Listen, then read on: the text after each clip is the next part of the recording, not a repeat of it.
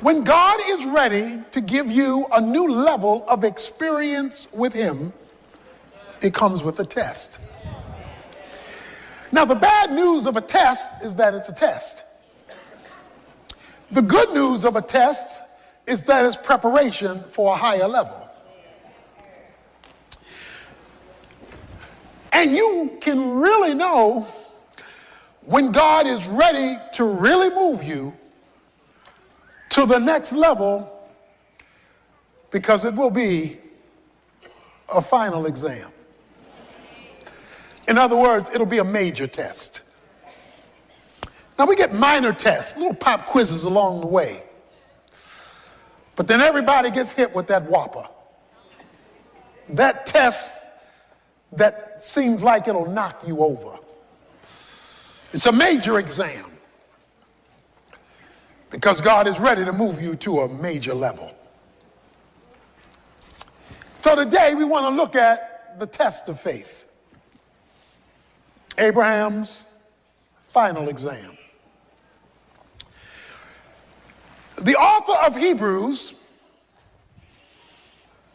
tells us that it came when God asked Abraham to offer up Isaac, which took place in Genesis chapter 22. So what he talks about in Hebrews 11 actually took place in Genesis 22, this final exam.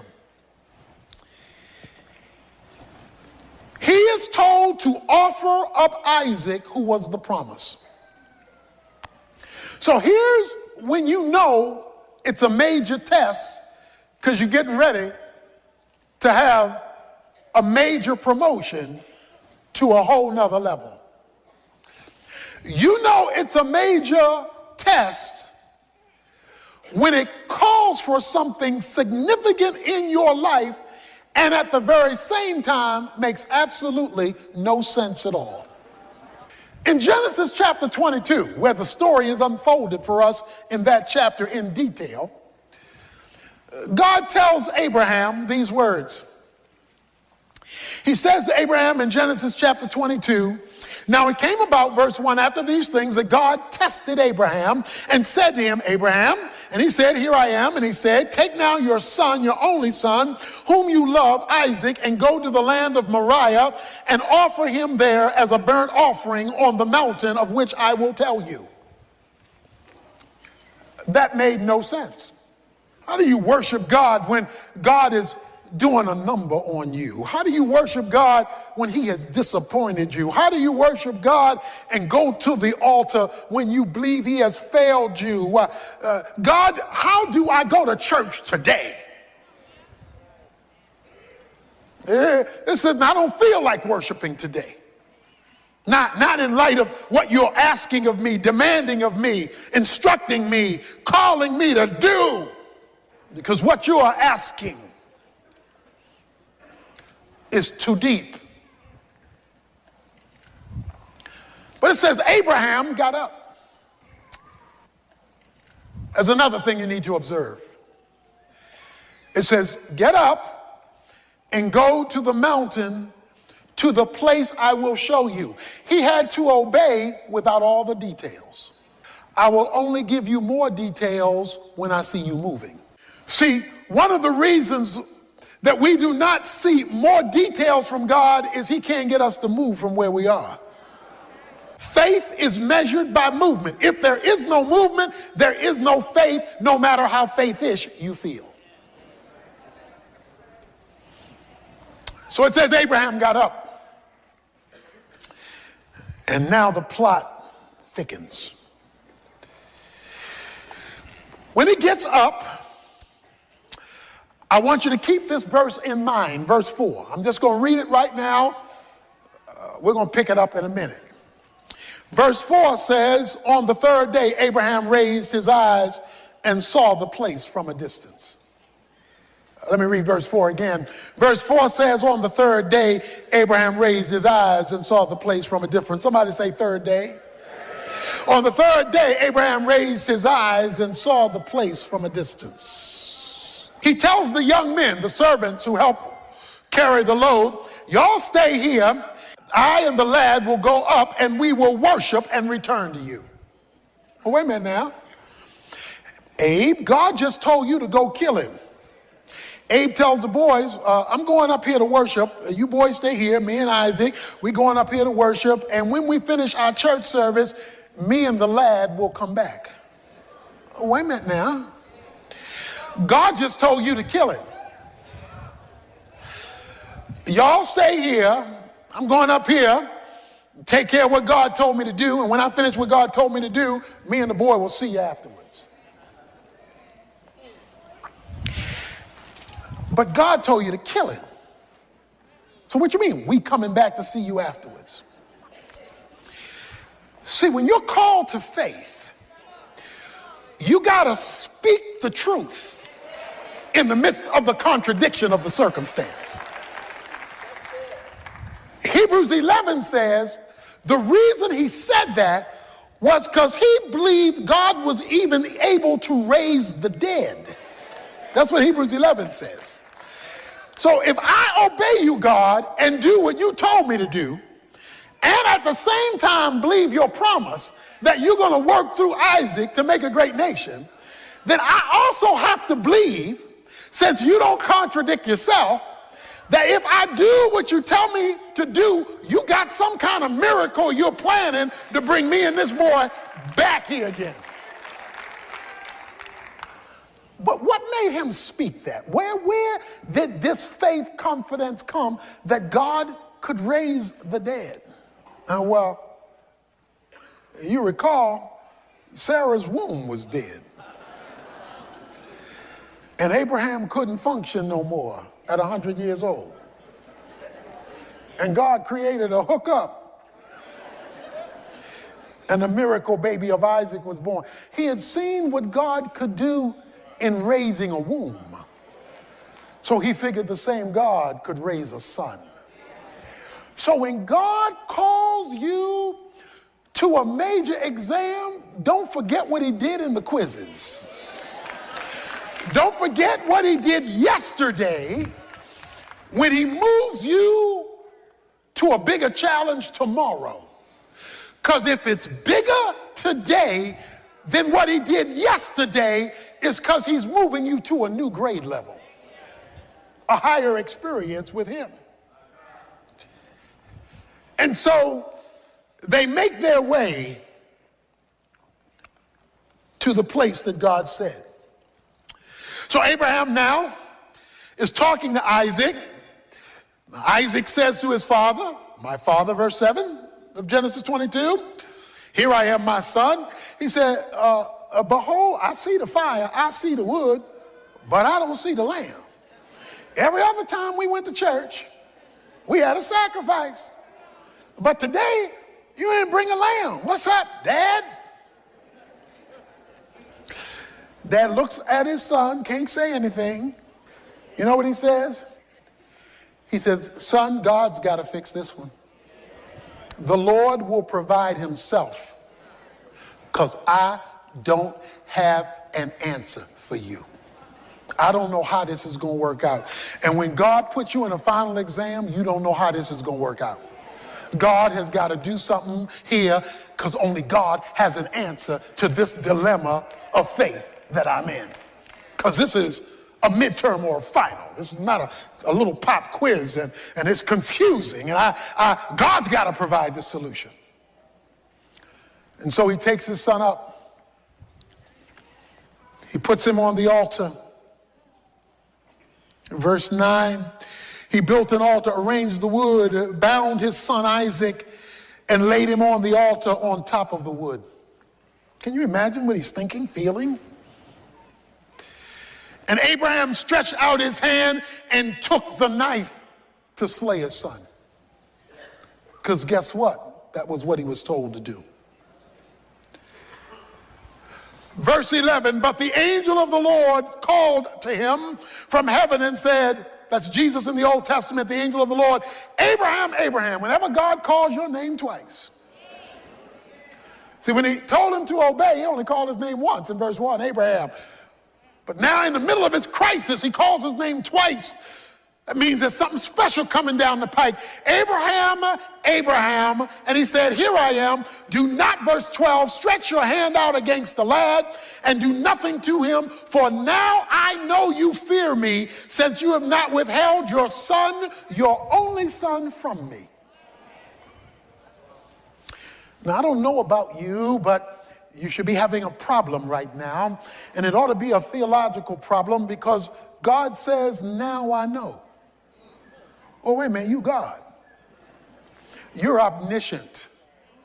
Omniscient means all-knowing.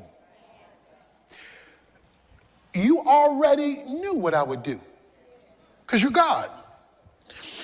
You know yesterday, you know today, and you got prophecy down. You know tomorrow. You know where I came from, you know where I am, you know where I'm going. What do you mean you only know this now? And you're an all-knowing God. Come on, with your knowledge base, I could have stayed in bed. We could have skipped all this because you already know. But that's not what God says. He says, now I know, as though I didn't know before. Because I know it, I'm knowing it now. And I only know it now because of what you just did. So how do we theologically bring together the concept of an all-knowing God and a not knowing something till now? How does that work?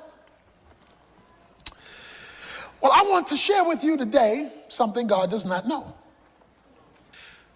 While God knows everything actual and everything potential, he does not know everything experiential. For example, if you were to ask God, what does it feel like to commit a sin? I suggest to you he couldn't answer that question, because he's never done it. The reason why God became a man in the person of Jesus Christ, according to the book of Hebrews, is that God became a man in the person of Jesus Christ so he could sympathize with our weaknesses, so he could feel what we go through. The Father knows what you go through. Jesus can feel it. So Jesus the Son can explain to God the Father, who already knows the information, what the information feels like, because he became a man. So what then is being said to Abraham at this moment? He is saying, Abraham, now I know you love me because I see it and feel it. In other words, you have now given me the experience of your love, not merely the verbalization of it. Sacrifice your son, the son whom you love, your only begotten son. Do you love me more than him? That's a final exam. When God calls forth a faith act of love so he can feel it. Now I know. Oh yeah, informationally, yes. Intellectually, yeah. But today I feel your love. And I feel it because of your choice of me over the thing you love most in life. What is your Isaac? That thing that God can't have because you're too attached to it. And God says, bring it here. We're talking about the test of faith, and we're not talking about a pop quiz now. We're talking about a final exam. Now I know. And there we have it. Watch this. Then Abraham raised his eyes and looked, verse 13, and behold, behind him a ram caught in the thicket by his horns. And Abraham went and took the ram and offered it up for a burnt offering in place of his son. And Abraham called the name of the place Jehovah Jireh. The Lord will provide, as it is said to this day, in the mount of the Lord it will be provided. That's one of the great names of God in Scripture, Jehovah Jireh. Let me talk to you about the word Jireh, provide. The Hebrew word gyra means to see beforehand. That's a literal translation of gyra, to see beforehand. What you get to see in his provision, you get to see it because of what he's already seen in his prevision. So he precedes what you're going to be provided. What you're provided over here when he comes through, he's already seen over here before you get to it. So while Abraham is coming up one side of the mountain, a ram is coming up another side of the mountain. God precedes before he provides. But what he provides, he's already preseen. So you're going to be the surprise one, and not him, because when you're shocked by what he provides, it's only going to come because of what he's preseen. This is the quietest rams in the history of rams caught in a thicket. When a ram is caught in a thicket, it's moving and jerking to get out of being caught. This is the quietest ram in history. The ram is in the vicinity of the sacrifice because it says he looks up and saw the ram. So God keeps the provision quiet, even though he has already made prevision in advance, because he's seen beforehand what he's going to do that you don't see yet. The question, when you face this trial, is how can I move from God's prevision and get a hold of my provision? Until he completed his obedience, prevision didn't become provision. Whatever God is going to do in your life and circumstance, he has already preseen, but you won't see it provided until you have completed what he's asked you to do. Most Christians are part-time saints. They'll do a little something, something and wonder why God hadn't come through yet. But the question is, have you finished what he's asked you to do? So if you take 50 years to finish it, it may take 50 years for you to see his provision. If you delay obedience, you delay prevision becoming provision. And in James 2, when it talks about faith, it says, by faith, Abraham was justified by works when he offered up Isaac, and he was called a friend of God because he was willing to believe God against the backdrop of the ridiculous. God says to him, verse 15 of Genesis 22, then the angel of the Lord called to Abraham a second time from heaven and said, by myself I have sworn, declares the Lord, because you have done this thing and have not withheld your son, your only son. Indeed, I will greatly bless you. I will greatly multiply your seed as the stars of heaven and as the sand which is on the seashore, and your seed shall possess the gate of their enemies. In your seed all the nations of the earth shall be blessed, because you have obeyed my voice.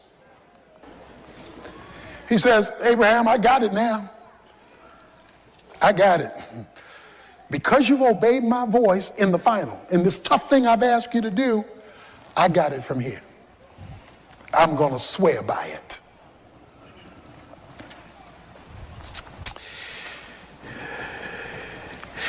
The good news here is that Abraham has had failures in his past. He's blown it a few times over these 25 plus years. God just gave him retesting. Some of us are here today, and we've been retesting. God says, I'll wait till you pass. Because I want to give you an experience with me. You want the provision. I want the experience. Give me the experience of your commitment, and I'll show you what I can do with rams caught in the thicket, waiting to move when I tell it to.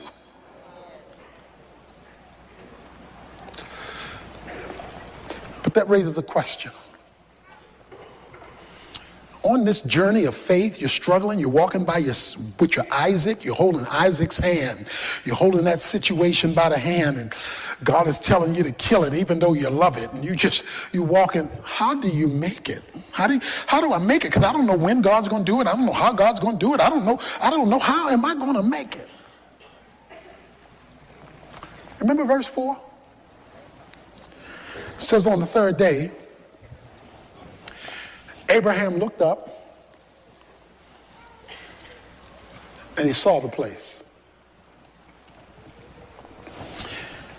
In St. John chapter 8, Jesus is talking to the Pharisees. And Jesus is telling them who he is. And Jesus is talking about the fact that he is the Son of God. And the Pharisees are looking at him like he's crazy and saying, you aren't even 50 years old, they say. You aren't even 50 years old. And you talking about Abraham like you know him. But you're not even 50 years old. What are you talking about Abraham? And Jesus said, before Abraham was, I am. That's the Old Testament name for God. Moses said, who shall I tell you sent me? He said, you tell him I am sent you. That's the name for Yahweh. So Jesus says, before Abraham was, I was God. Okay? In fact, Jesus goes on to say, in the last few verses of John chapter 8, he says, watch this, Abraham saw my day and was glad. Genesis 22 verse 4. Abraham is on his way to Mount Moriah, and he looks in the distance and he sees something. Jesus in the New Testament tells us what Abraham in the Old Testament saw. Jesus said, Abraham saw my day. What day did Abraham see? Let me tell you a little secret. Mount Moriah is located a few hundred yards from Mount Calvary. There are just a few hundred yards that separate Mount Moriah from the hill of Golgotha. Jesus said, Abraham saw my day, and he smiled. So Abraham is walking to kill his son, looks up, and goes, yeah. He says, Abraham focused on me. And while he kept his eyes focused on me, that's why Hebrews chapter 12, verse 2 says, looking unto Jesus, the author and finisher of your faith. It says, while you're on your journey, in your final exam, keep your eyes on Jesus. Because if you'll focus on Jesus, he'll get you up the mountain of your exam until you pass the test. Don't look at people, they'll discourage you. Don't look at circumstances, they'll flip the script. He says, keep your eyes on Jesus as you obey God, because when you keep your eyes on Jesus, he will sustain your faith until you reach the finish line of your test. When you're in doubt, look at Jesus. When you're afraid, look at Jesus. When you're unsure, look at Jesus. When you're tempted, look at Jesus. When you failed, look at Jesus. When you're frustrated, look at Jesus. When you don't think you can make it, look at Jesus. Keep looking at Jesus, because if Abraham could look at him in the Old Testament and he hadn't even come yet,